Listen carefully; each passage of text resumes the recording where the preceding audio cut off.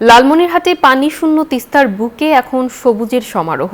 বিভিন্ন ফসল ফলিয়ে ঘুরে দাঁড়ানোর চেষ্টা করছেন কৃষক। নদীর বুক চিরে জেগে ওঠা চরে দিগন্ত জোড়া ফসলের ক্ষেত।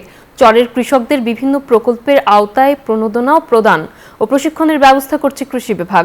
লালমনিরহাট প্রতিনিধি রবিউল হাসানের তথ্য ও চিত্র ডেস্ক রিপোর্ট। লালমনিরহাট, নীলফামারী, কুড়িগ্রাম, রংপুর ও গাইবান্ধা জেলার ১১৫ কিলোমিটার দীর্ঘ তিস্তার বুকে অন্তত ১৩০টি চরে চাষাবাদ হয়েছে।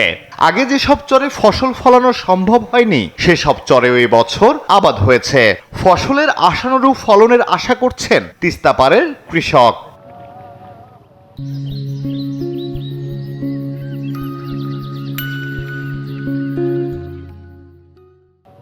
বালুমাটির উপর পলি জমায় চলতি মৌসুমে ধান, গম, আলু, ভুট্টা, কুমড়া, রসুন, পেঁয়াজ, মরিচ, তরমুজ, বাদাম, শাকসবজি সহ অন্যান্য ফসলের চাষ হয়েছে।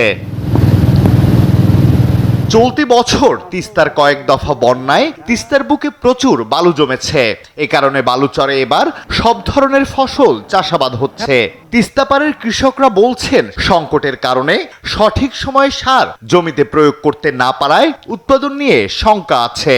কার্তিক মাসের এদিকে যখন পানি নদী থেকে নামে যায়, শহর মনে করেন আমরা এই চরে যখন চর জাগে এগুলোতে আলু লাগাই, ভুট্টা লাগাই, তামাক লাগাই, সর্ষে কেউ ফেলে, বিভিন্ন রকম ফসল ফলায়। তিস্তার চরে আমরা মরিচ লাগাচ্ছি, আলু লাগাচ্ছি, রসুন লাগাচ্ছি, পেঁয়াজ লাগাচ্ছি, এগুলো লাগাচ্ছি।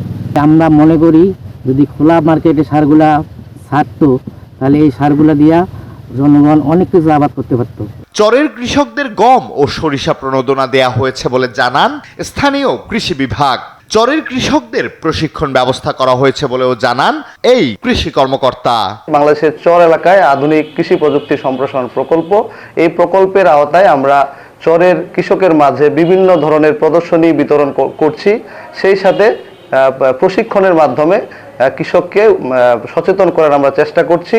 লালমনিরহাট কৃষি বিভাগের তথ্য বলছে, ৫ উপজেলায় তিস্তায় জেগে ওঠা চরে চলতি বছর ৫,৬৬৫ হেক্টর চরের জমিতে নানা জাতের সবজি ও ফসল চাষ হয়েছে। Desk report, news 24।